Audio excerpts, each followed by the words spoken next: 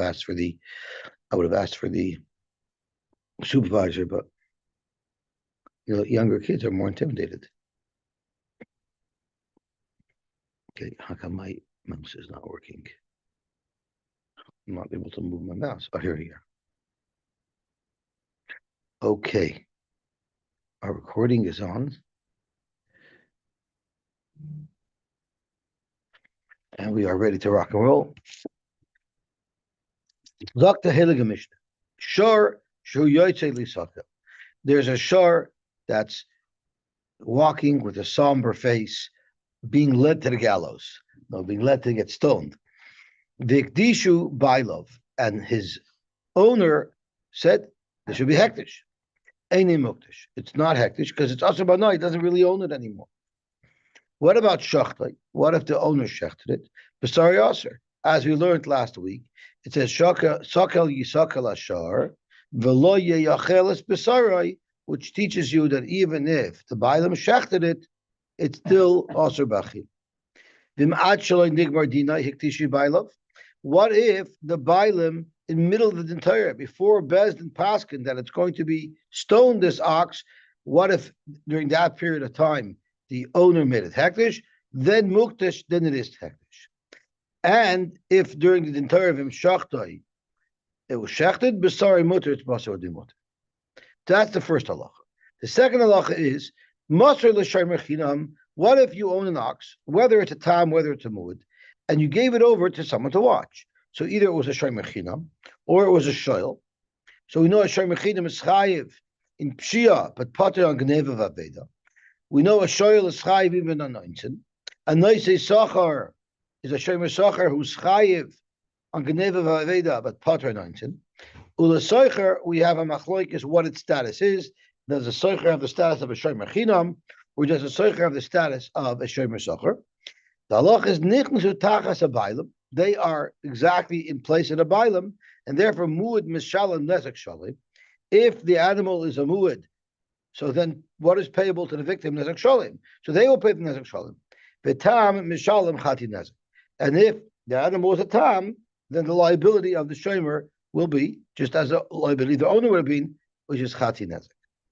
Gewaldig. Zok the heilige Gemara. Tanu Rabbanim. Shor shehemis at shaloi nigmar dinai. A shor that killed, and they were not yet goymer the din. So therefore, the halach is machrei macher, turning on to daf mem hey amar aleph, which is today's daf. If it was sold, it's considered sold. And Rashi says something very important. L'raja. What if you sold it? What if you sold it not for its meat? Because what I could really do is, even if they want to take it away later, I could say you should have shechted and eat it before they had a chance to grab it. But no, even if it was sold for long-term use, meaning you're going to use it to plow in your field, mocher, it's a good sale. Hekdeshai, if you were makdish it will be hektish. What's the nafkamina? Rashi says the hektish is chal. The mishani minei, if you had a noah from this animal after you made it hektish, mo there'll be meila. Shachtai, if you shechted it, besari mutter, its basar would be mutter. Hichziru shomer lebeis baila. What if I'm a shomer? The Mishnah discusses if it was given over to a shomer, he didn't watch it carefully enough, and it's toist, and now it's going to get killed. You return it to the bailim, hareshel cholafanecha, before it was condemned. Muchsar, you've returned it, and you're not going to have to pay, even though this animal is now going to be killed. As Rashi points out, the Afal gav the shakle bedina, even though Bezdin is going to come to the owner's house after the shomer returned it and sees that ox to kill it, have a shomer putter, the shomer will be putter. Why? The hawk kishech ziroi shomer al yuhu. When I returned it to you, it was a perfectly good shor. It wasn't condemned to death until after I returned it, because this is before the Gemar did. But misha nigmar dinah. But what if there's already a Gemar din? Machra, if I sell it, ain't a machar. In other words, the sale is bottled because I didn't have a right to sell it. Hikdisha, if I was makdish, it ain't a mukdish, it won't be hektish. Shachta, if I shechted it, sorry, aser. But hichziroi, shemer lebeis bailov, there we have a machlokes. The Tanakama says ain't a muchser. It's not returned. We're going to have to understand why. Even if it was Gemar din, Hichzira, he returned it. Hichzira Shem of Muchser, it's considered Muchser. So before we get into the discussion of whether or not if a shomer returns the animal in its modified state, meaning in the state that now Bezdin is going to take it away from him to kill, let's get into the question of Macher. So if you notice, Rashi's Machu l'Raja, meaning the intention was that you're going to be able to use this animal long term. And Tosha speaks out. Macher Pirish B'Chudish l'Raja. Umishanik Mardinoi, if the animal has already been condemned, then Einei Macher. If you sold it and the intention was you should have it long term, of course you have to give the money back. The Asr Bahano. It's Asr Bahano. Zok Toisvis, Vafilu l'Rabbeinu Tam. Even Rabbeinu Tam, the Mefarish Shemachayim l'Mitzer. The question is, once an animal is condemned to death, does it become Asr Bahano while it's still alive, or maybe it only becomes Asr Bahano once it's killed? Rabbeinu Tam holds that it only becomes Asr Bahano once it's killed. So it should be a good sale. I'm allowed to have enough from it. I'm allowed to benefit from the payment that I'm receiving for it. You're not allowed to keep it. You have to kill it right away. There's ino adin even on the animal. Once it's condemned to death, it's got to be killed as soon as possible. Rashi, in another volume, Rashi explained the Gemara, why is it a good sale? The Omer lei Moicher, the Moicher can tell the buyer, you should have shechted it right away. You knew that this animal was a killer animal. So you knew this animal might very soon be condemned to death. You should have shechted it right away, and then you could have eaten it. You messed yourself up by not acting swiftly and appropriately as soon as you purchased it. So according to this, you can't say it's Machal Raja. If it's Machal Raja, means the idea was you're going to have this ox long term. How could I tell you you should have shechted it right away if the whole idea of me selling it to you was to use to plow your field, have long term? So that's why Tosha says in a different nusach, Rashi learns obviously was selling it for the meat. And had you shechted it right away before Gmardin, you would have been able to eat the meat and everything would have been fine. You delayed until the Bezdin condemned it. That's your problem, not mine. In time effect, Tosha, the Seifa Kishanig Mardinai to Katani Ene Macher. The Seifa says that if there was already a Nigmardin and I sold it, the sale is not a good sale. The problem is, Mistama Yedea Shanagach Vishanik Mardinai Demi Deresha Shayedea Shahara.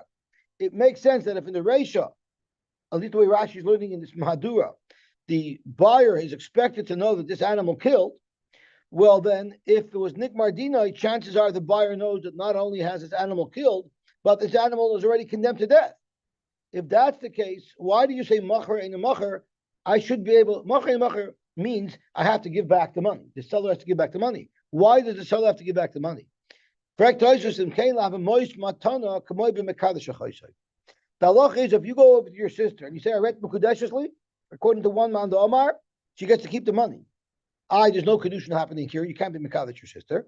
It's because everybody knows you can't be mekadesh your sister. So you really meant to give her to her as a matana, but you don't want to make her feel uncomfortable. She's getting a matana, you should give it to B'teres kedushin. So here too as well. He knows when he's giving me money, he's not getting anything of value. This ox has already been condemned to death. So if someone gives you money that looks like a sale, but everybody knows clearly there's not going to be a sale here, we consider it a matana. So why do we say macher and macher? Meaning that the seller has to give the money back, has to refund the money. Why should he? The buyer knew what he was buying. That's not necessarily true. Who said the buyer knows for sure that this animal will be condemned to death and it'll be usher? Maybe maybe the buyer did think that even though the shor niskol was condemned, he might be able to keep it. People don't know. People aren't just big Talmidei Chachamim. You can't assume he knew that he was buying garbage and that he was giving a matar. Okay, now let's get into the next part of whether or not it's a good chazar. So if it was not yet condemned and the shomer gives it back to the bailam, even though it's toist, it's a reshel chalafanecha, and the shomer is scot-free.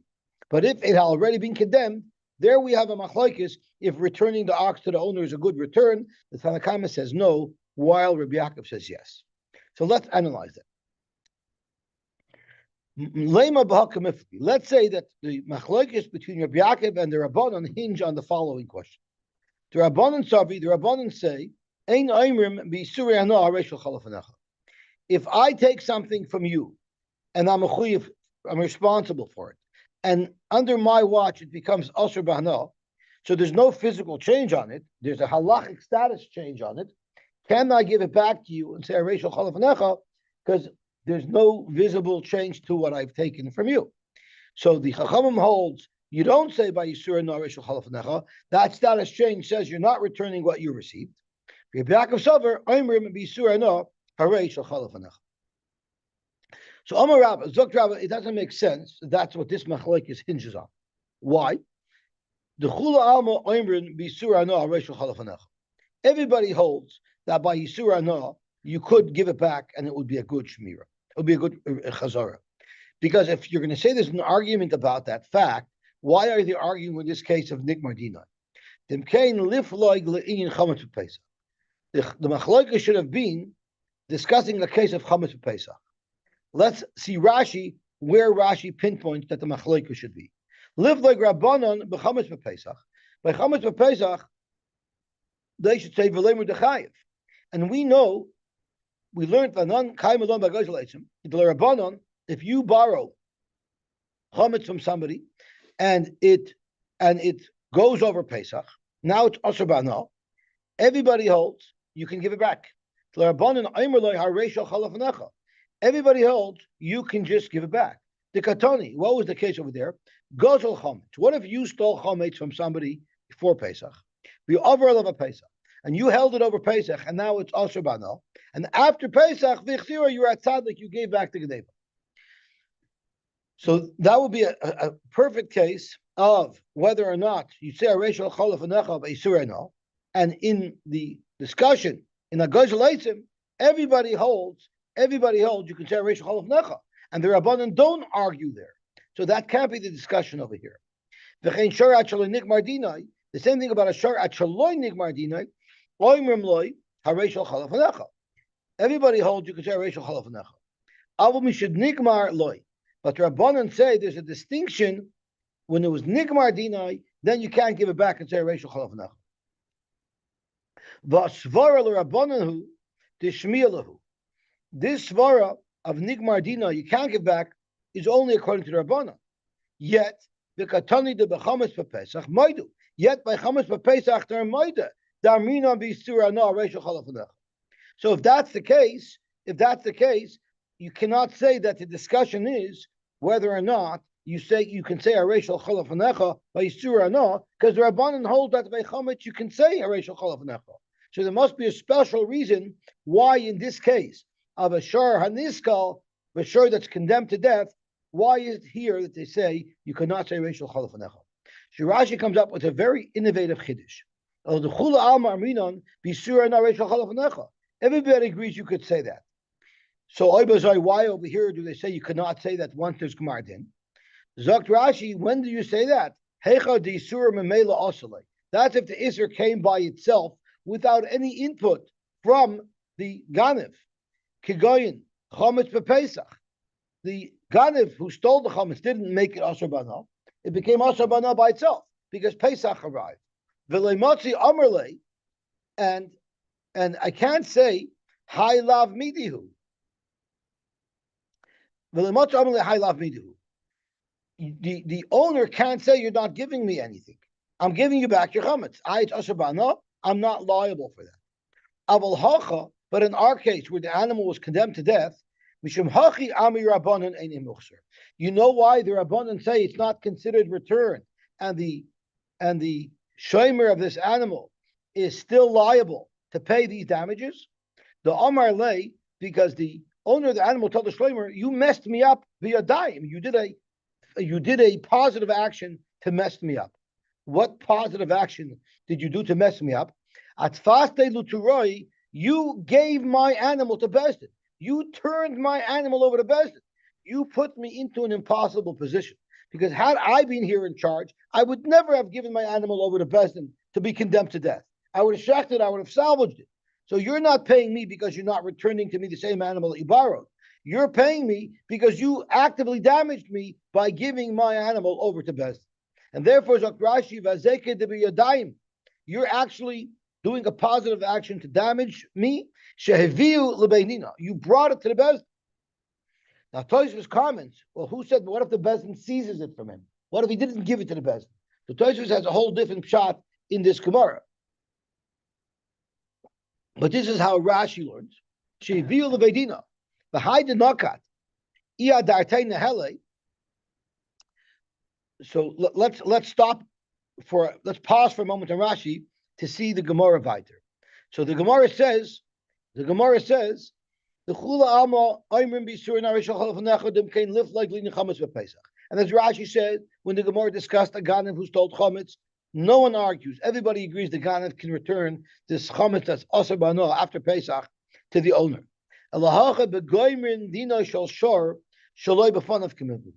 Here you know what the Machlokes is. Everybody agrees that you're liable for turning over the animal to Bezdin if that caused harm to the owner.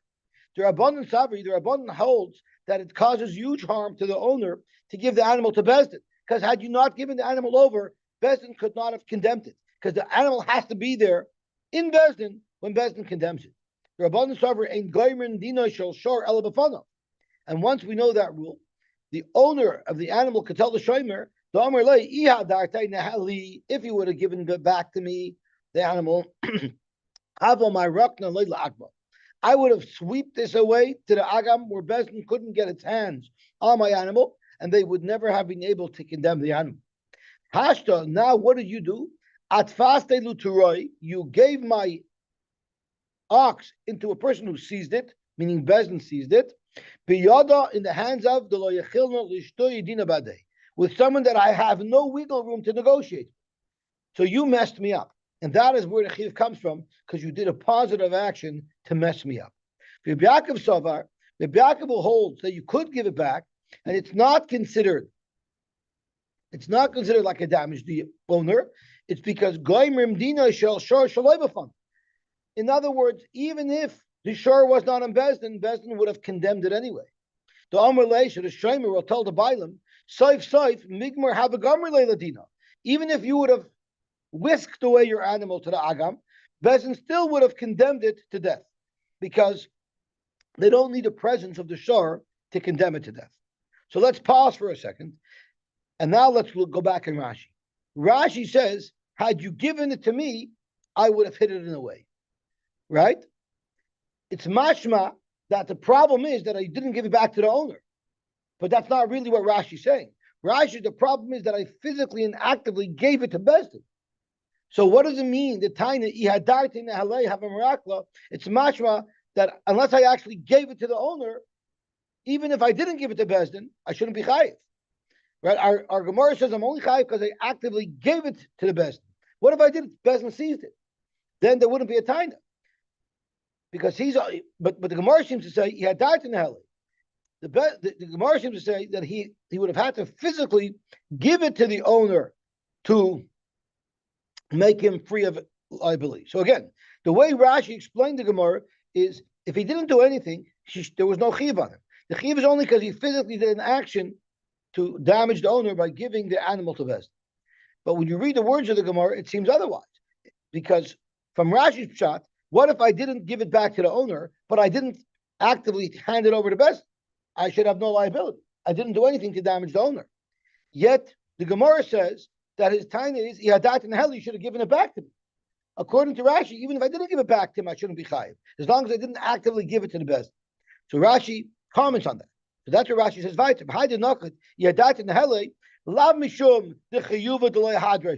Of course, the chiyuv is not because he didn't give it back.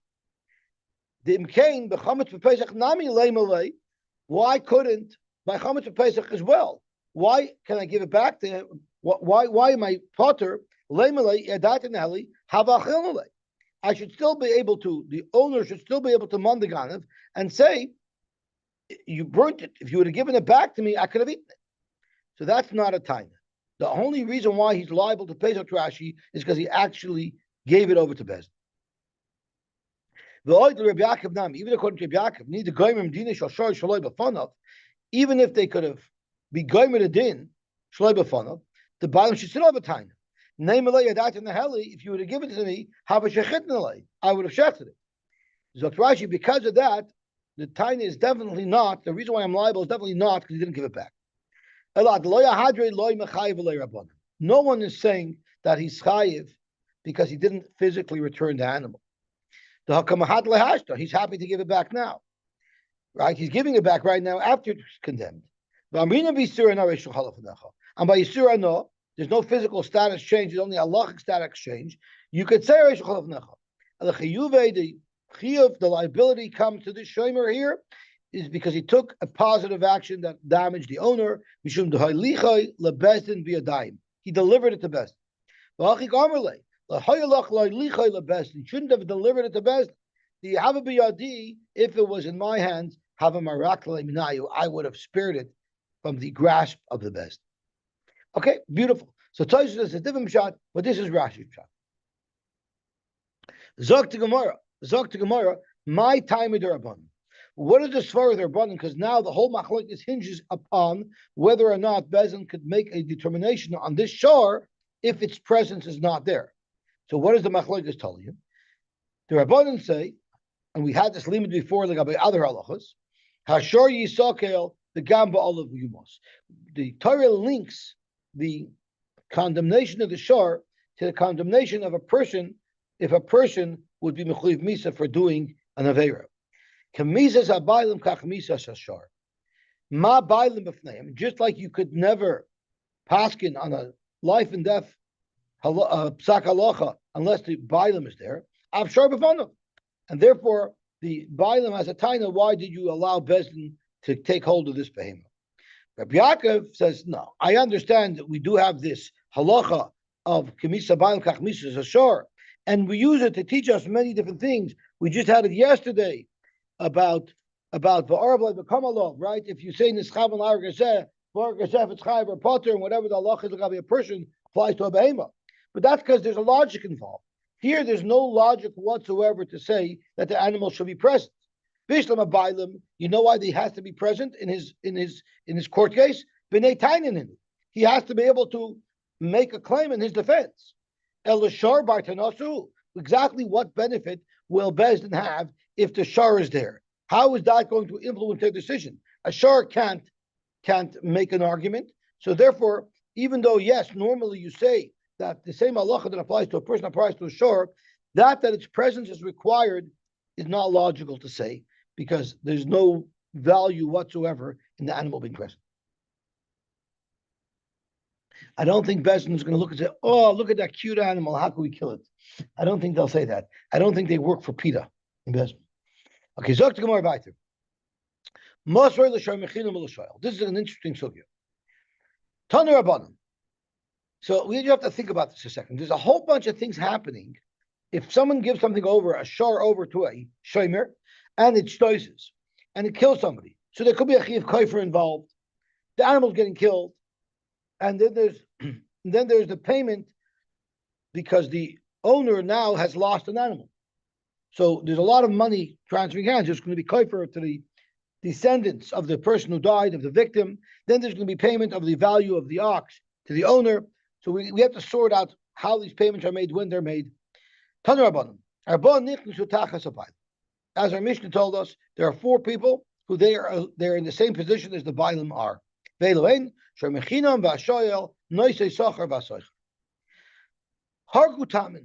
What if the animals that were given over to one of these four shoymrim were shortam and the animals killed? So Narogan, that's a fact. The animals get killed. There's no kofer because the tam never pays kofer. What about if this animal was in wood? Narogan, of course, they would get killed. Umashalman is a kofer, and there will be a payment of kofer. Of course, the kofer payment is paid by the shomer.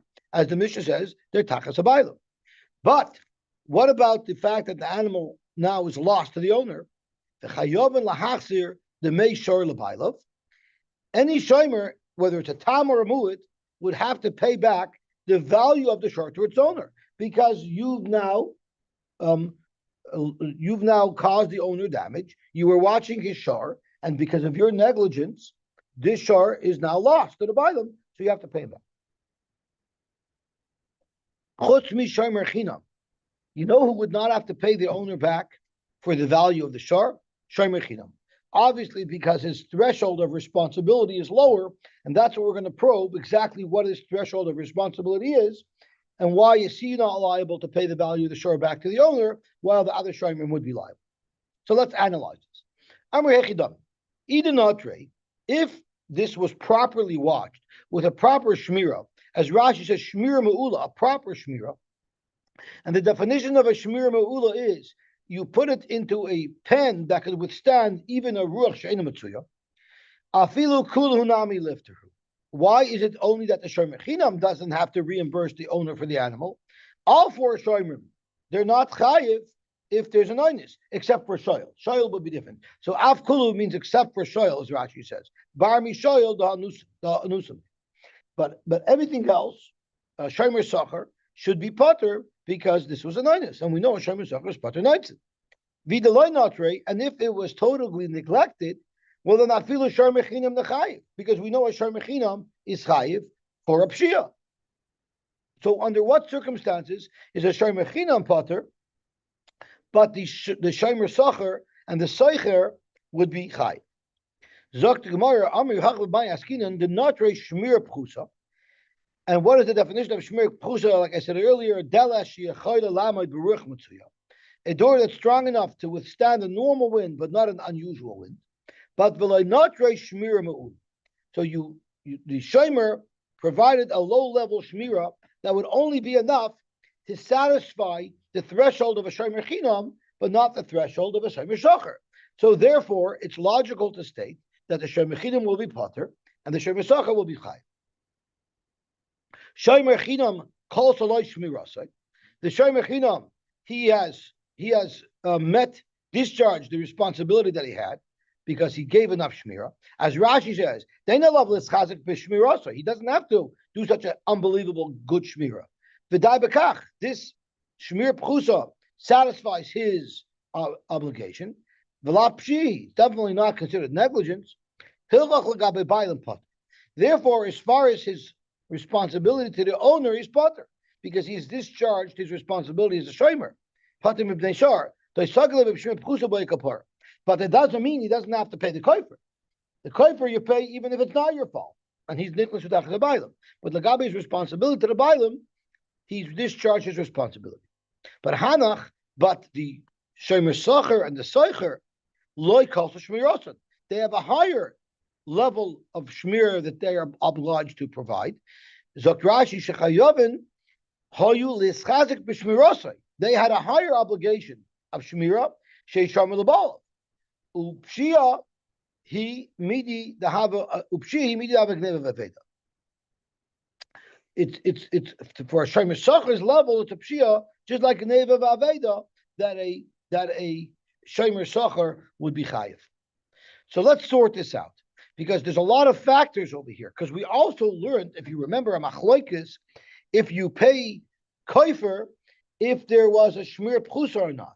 Remember, we had a machloikis if a tam or a muad. Remember, we had the shita also muad needs a lesser shmira.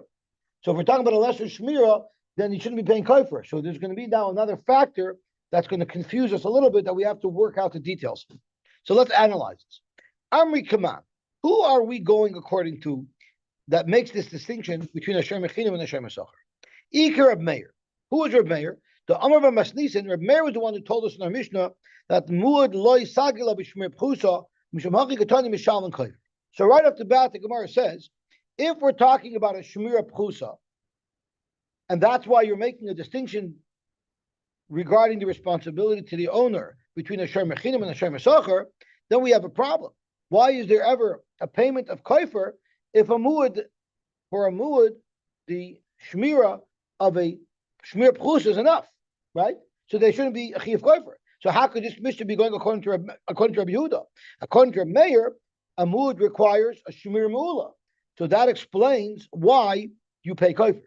So the Gemara right away defaults to Rabbi Meir. Our mishnah, our brayse here that we're analyzing must be going according to Rabbi Meir because the brayse says here that you're paying kofer. If you're paying kofer, and there was a shmir pchusa, it must be that a shmir pchusa is not enough for a muad, and therefore you would pay kofer. However, the Shmir Pchusa for a Shomer Chinam would be enough to discharge the responsibilities that the Shomer has to the owner. So Iker Reb Meir, if you're going to say it's going according to Reb Meir, we have another problem because Reb Meir has other halachas that he said. Not only did he say that a muad needs a Shmir Me'ula, but you know what else he said? He also said the Omar Shomer Soicher Kishomer Chinam. Dummy. The Reb Meir has a different shita that a renter is not mechuyev the same level of shmira as a shomer socher. He's only mechuyev to do the same shmira as a shomer chinam. So if that's the case, why does the Brisa say only the shomer chinam is potter from paying back the bailim? Listen, chutz mi shomer chinam v'asoich. Then not only should the shomer chinam be potter from paying the bailim, the socher as well should be potter from paying the bailim because he also did a shmir pchusa. He did not do a pshia, and he's on the same level as the shomer chinam, so he should be potter as well. V'ikar Rabbi Yehuda, and if you want to say it's going according to Rabbi Yehuda, the Amar Shomer Socher Kenoisei Socher Dami, a Shomer Socher is like a Socher is like a Shomer Socher, and therefore it will explain why only a Shomer Chinam doesn't have to pay the bailim, but a Shomer Socher as well as a Socher has to pay the bailim. Then we have another problem because according to Rabbi Yehuda, if it was a Shmira Pchusa and there was a Muad, there's no kaifer payable. So therefore, what should the Brisa have said? That would work out well. Only the shomer chinam doesn't have to pay the bailim. But as far as the kaifer is concerned, it should say the chulan b'muad and turin leading kaifer. Yet the Brisa said they're all chayiv kaifer. But according to Rabbi Yehuda, if there was a shmir pchusa by a shor hamuad, kaifer would not be payable. So we're stuck over here because we need Rab Meir Shita in order to say that there'll be a chiv kaifer, even though there's a shmir pchusa. But we need Rabbi Yehuda Shita to make the distinction between the shomer chinam and the soicher. Amar Afuna bar Chidina, Hamani Rabbi Elazar he. There's actually a third Shita that we're going to learn very shortly in the Mishnah about what level of shmira a muad needs. And you know what level of shmira Rabbi Elazar holds a muad needs? Damar ein le shmir el b'sakin. He holds there's nothing you can do to protect an animal from damage. The only way to protect a shor hamud from damage is by shechting. So therefore, you're always chayiv koyf. So there's no question always chayiv koyf. But the inyan soicher legabi the machloikis of what the status of a soicher is. Savalek Rabbi Yehuda the Amar soicher kanoises soicher dami. So by picking a third tana, then we could on our own select who he holds like, because Rabbi Eliezer never expressed an opinion legabi the shaila of what is the status of a soicher. So we can say that Rabbi Eliezer will hold like Rabbi Yehuda to say that a soicher has the same level of shmir requirement as a shomer socher, and therefore, with a shmir pchusa, kaifer would be payable, a shomer socher and a soicher would be chayiv to pay the bailim, but a shomer chinam would be potter to pay the bailim, and that explains our Mishnah ever so beautifully. Abaye wants to be more daring. La'olam Reb Meir. Let's say we're going according to Reb Meir, and therefore you're chayiv kaifer because Reb Meir holds that even a shor hamud requires a good shmira. But the problem is, according to Reb Meir, did we not say that the soicher is like a shomer chinam? Zok Gemara, that machlokes between Reb Meir and Reb Yehuda, if the soicher is like a shomer chinam, we're going to have to flip around the shitas over there. Uchadamachlif Rabba Baravua, Betani soicher ketet mishalim, Reb Meir oimer kashomer socher. All we do is say Reb Meir was the one who said that the shomer socher and the soicher are both the same, and therefore our brisa makes sense that only the shomer chinam is potter because of the shmir pchusa. Rabbi Yehuda Omer Kishomer Chinam. That's the easiest way to fix a stira. Just swap around the shitas of one of the machlokes. Beautiful. Amar Belazar. Mazar Shoyroi l'Shomer Chinam. What if someone gave his shor over to a shomer chinam? Hizik, and it did damage, chayiv. Huzak, if it became damaged, potter, the shomer is potter. Frektamar Amar Hechadam. Either kabbalah shemiris nezakov. If when the shomer chinam was making the contract with the owner, he accepted upon himself responsibility for damages, well, that would be all damages, incoming and outgoing. Afilu huzak nami lechayiv. The shomer chinam should be chayiv to pay, even if the animal received damage. And if the contract didn't say that he's accepting responsibility for damages, well, then he's not accepting responsibility for damages that are outgoing either. Afilu hizak nami lifater. Yes, he did accept upon himself damages. But when he said stam, I accept damages, what did he mean? It was known that this was a wild animal, it was an attack animal. And therefore, when I'm asked to watch it and I say I'll watch it from damage, I'm watching it from the obvious damage that we know we're concerned about, because it's liable to damage something else. And therefore, since this animal was known to be a problematic animal, we'll say that the understanding of the Shem Mechinim was that he's taking upon himself the responsibility to make sure that this animal won't damage another. But the Asher today, that was never even thought of when he was asked to watch it.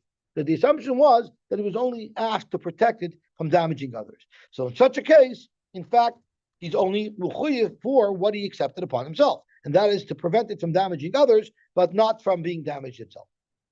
Kashru bailav b'maisera.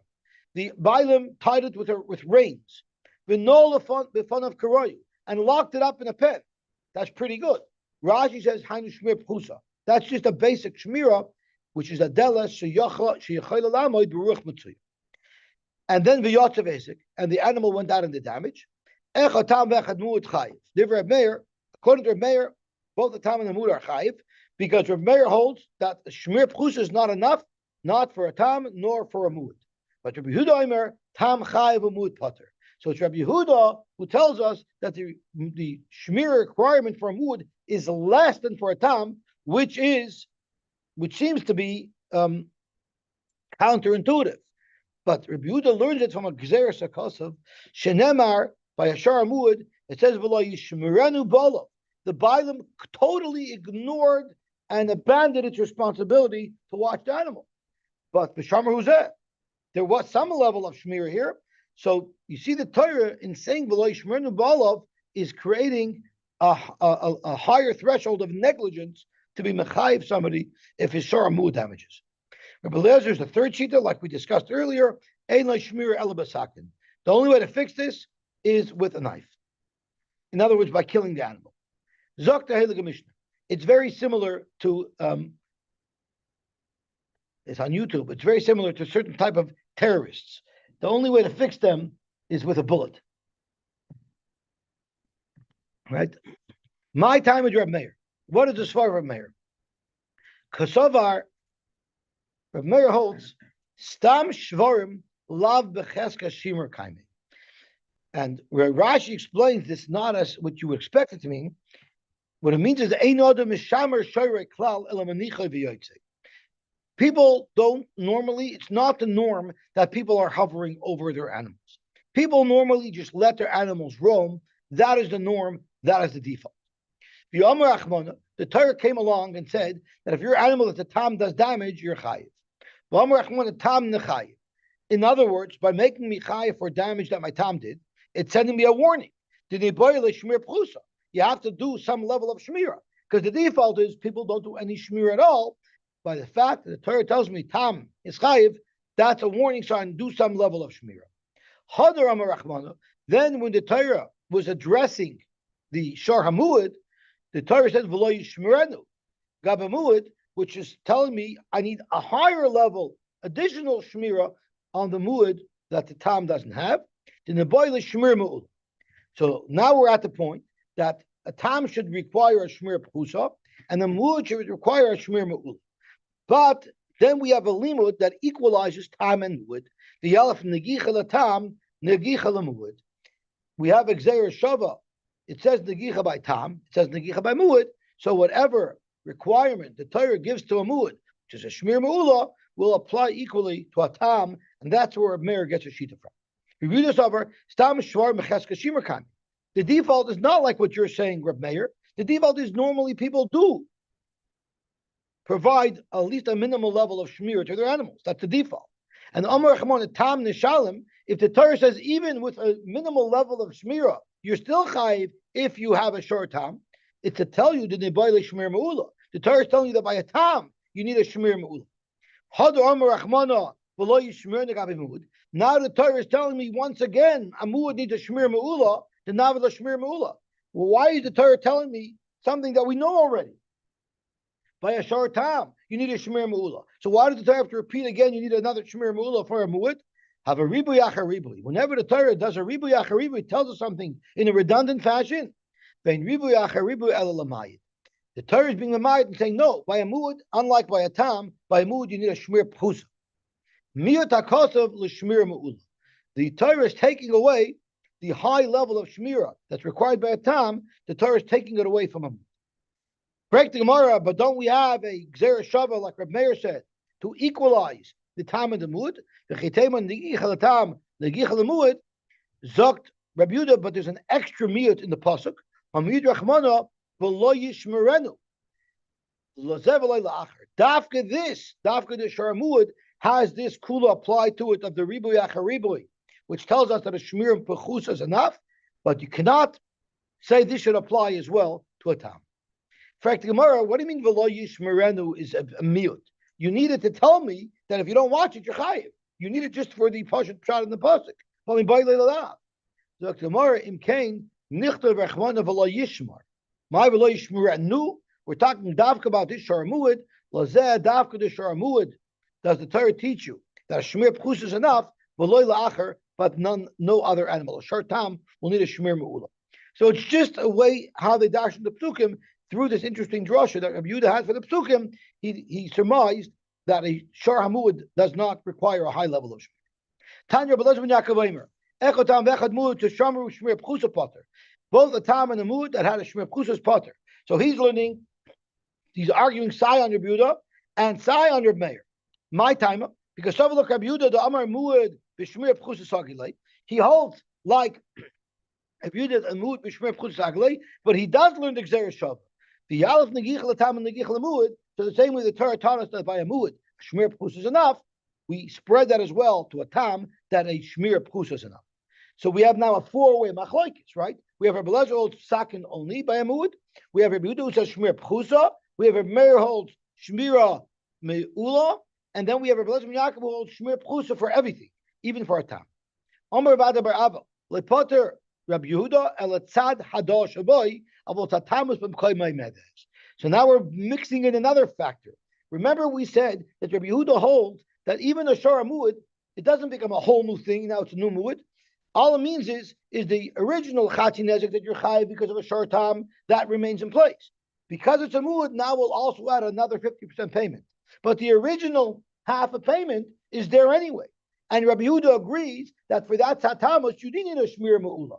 So even Rabbi Yehuda holds that a mu'ud only needs a shmir pchusa. That's only to pattern from the second half. But from the first half, he would be chayiv anyway, because the first half, the tzatamus, requires a higher level of shmir. Omar Rav, if you remember, about a week ago, we learned Rabbi Yaakov said that in the case of a mu'ud, you'd be paying chati nezek, and the Gemara in one tzad said it was a shmir pchusa, and therefore you're not chayiv for the tzad mu'ud shaboy, but you're chayiv for the tzad tam shaboy. So that's mamish what we're saying over here. Omar Rav, mu'ud lekeren yamin, einay mu'ud lekeren smoil. What if there's an animal that's a mu'ud that it shtoishes with its right horn, and Rashi tells us, and Tosfos tell us that it's more normal that an animal will shtoish with its right horn. If it shtoishes with its left horn, it won't be a mu'ud; it'll be a tam. Zogt Gemara Amri aliba deman. Who did Rav say is Allah according to? Aliba de Rav Meir. If it's according to Rav Meir, what's the difference if it's a tam or a mu'ud? Ha'amar echad tam v'echad mu'ud shmir mu'ulaboy. It can't be telling me lagabi chati nezek and nezek shalom. That's poshut. So it must be telling me lagabi what level of shmir it requires. But according to Meir, there is no difference between the level of shmir required for a tam and a mu'ud. So we can't be talking according to Meir. Nili b'Rabbi Yehuda, ma'ir your keren smoil. Forget the keren smoil. That the keren smoil as a tam needs a higher level of shmira. Afilu b'yamin nami eats tzatamas. You need a higher level of shmira for the yamin that he's a mu'ud for the tzatamas shaboy. This beitzad mu'ed. Dr. Mu'amil Olim Rabbi Yehuda. It goes according to Rabbi Yehuda. V'loy sphere lay the Rav Ada Bar Ava. Rav does not hold like Rav Ada Bar Ava, and he holds that you don't say tzatamas from kaimay medes. V'achi gomer ki hai gavna hu de mishkachas bei tzatamus umuedes. It's only the only way you can have a tzatamus umuedes in one animal is only if it was a mu'ud for one horn and not a mu'ud for the other horn. But on the same horn, of a mu'ud legabri loy mishkachas bei tzatamus klal. But if it's a pure mu'ud, there will not be tzad tamus at all. In other words, he's not saying like a hockey player. No, he shoots right, he shoots left. yeah, in the okay, gewaltig. The Zok the Gemara weiter. We're going to get to the Mishnah now. We'll be zoicha to finish the parak. Okay, gewaltig. Zok the Gemara weiter. Rabbi Lezer Omer, ein lo shmir elasakim. Amar Rabbi, my time of Rabbi Lezer. Where did Rabbi Lezer get this from? The Amar Kra, it says v'lo yishmerenu. What does v'lo yishmerenu means? It doesn't mean if he didn't watch it. V'lo yishmerenu means there is no way for him to watch it. Shuv ein lo shmir elazeh. A mu'at can never be watched. He's helpless. Amar Abaye, if you're going to darshan the pasuk v'lo yishmerenu that way, well then you should do the same thing by bar. It says if someone dug a bar and didn't cover it. Do you mean to say that no matter what, if you dig a bar, you can't cover it, there's no shmira, and even if you covered the bar and someone fell into it, you'll still be chayiv, even though you covered it? It's not true. You need to say, yeah, once you dig a bar, even if you cover it, if someone falls in, you'll be chayiv. But it's not we learned. So in fact, you could cover. So v'lo yichasenu cannot mean that there's no solution to cover. So v'lo yishmerenu shouldn't mean there's no solution to protect it. Amar Abaye, the pasuk is not even talking about liability. As far as liability is concerned, if you watch it, you'll be potter. Even Rabbi Lezer agrees. If you watch it, you'll be potter. That's not the situation of here. The question is if you're allowed to keep it. How do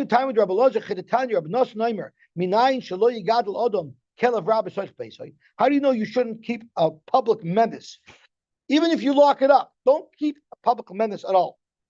Don't keep a broken ladder in your house. It's locked up, no one's touching it. Don't even have it in your possession. Don't put blood in your house. Don't create danger. So therefore, what it's saying below Shmerenu means it's not saying that you're chayiv if you watch it properly. All Rabbi Lezer is coming to say is, don't have such an animal. If you have an animal nafkan, get rid of it, shecht it, make a party, but don't keep it around. And that's what below Chesenu would also mean. Don't have a bar around. Avad, if you cover it, you'll be potter. But fill it in. Don't rely on patches. Fix things properly so you don't have dangers lurking in your rishus. Okay, Baruch Hashem, we were zoicha to finish the fourth parak. We're ready to start the fifth parak. B'li neder, hadin olach shorsha nagach arba v'chamisha, hadin olach shorsha nagach arba v'chamisha, hadin olach shorsha nagach arba v'chamisha. We're rocking and rolling. Sorry, I mixed up the coffee. I gave you the unsweetened. It's good for me. It's very good for me and healthy for me. So I appreciate it. You don't have all the chemicals. That's right. It's about time I grew up. Either way, you make it sound good. When I give it to you with the sweetener, it's good. It's good. It is good. Without it, it's also good. It's